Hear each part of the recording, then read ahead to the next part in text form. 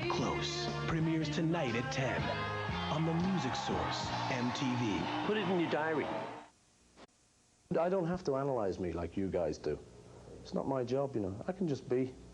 And so I don't kind of go around thinking, good morning, ex-Beatle. Get up, ex-Beatle. You know, it doesn't. But I definitely was in the Beatles, and they were a great group.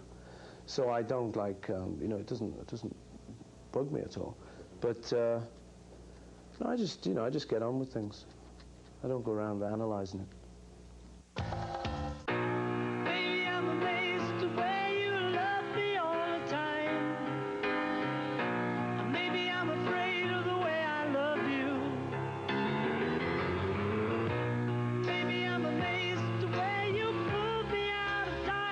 McCartney's first solo album, released in 1970, 2 weeks before the last Beatles LP, spawned the pop standard Maybe I'm Amazed. The following year, he and his wife, the American photographer Linda Eastman, recorded an album called Ram, which yielded the chart-topping hit Uncle Albert, Admiral Halsey. Encouraged by this success, McCartney formed his first post-Beatles band, Wings, and embarked on a short British university tour, during which he discovered that running his own show was nowhere near as simple as he'd imagined it would be. I suddenly realized I'd never put a band together before, because I joined the Beatles when it was a band.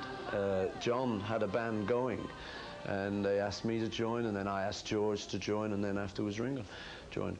So it was funny, in the middle of Wings, I suddenly thought, I can't do this. I don't know how you do this, you know. But it worked out okay.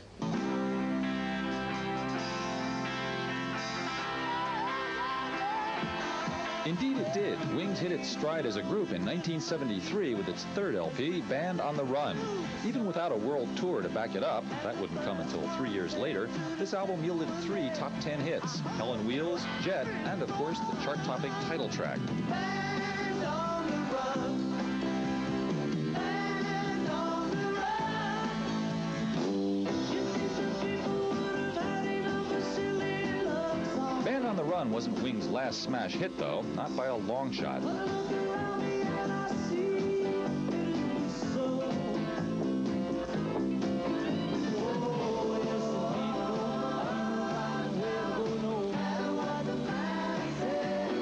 But apart from the 6 #1 hits he scored with Wings in the 1970s, one of the biggest thrills for McCartney during that period was being asked to write the theme song for the 1973 James Bond feature, Live and Let Die. If you're a writer, there's always these kind of work jobs that you imagine. I mean, when John and I started off, would you believe, one of our total ambitions was to write a song for Frank Sinatra. I mean, which I don't think writers these days think of. But, you know, things were such in those days, the pinnacle of what you could do was to write for Sinatra. One of the other pinnacles of what you could do became to write a Bond song. It just became one of those things, you know, hey, it's like an Oscar or something, you know. You've been asked to write the Bond song. It's quite an honor. Listen, I'd like to hand you over now for a few words from my friend, Mrs. and better half, Linda. Thank you very much. This next song is about a British secret agent, and it's full of foreign intrigue. It's called Live and Let Die. Well, he expects me to be up to par, really. I mean, I'm part of the group, and they're good musicians, you know, and warmth and friendship. That's why I'm there, really. I'm not there because I'm the greatest keyboard player. I'm there because we love each other. But I've got to deliver the goods. I can't just... In Wings, I was innocent, and you know, so they say I sang out of tune. Big deal. Most punks do, and I love punk. I like rough. I like a rough edge. I don't like perfect and beautiful, so I fit in nicely. I'm the rough edge. So live and let die.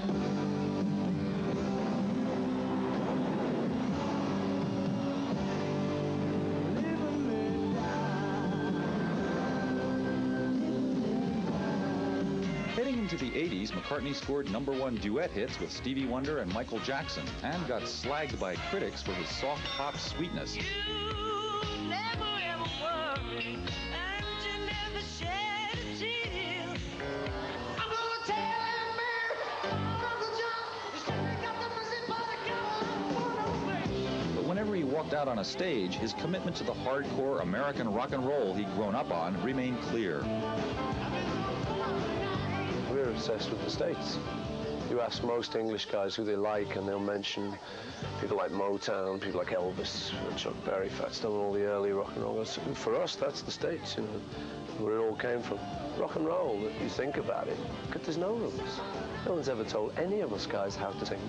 It's just like blues and black, and it's all from that. You know, we just heard these guys, and you emulate them.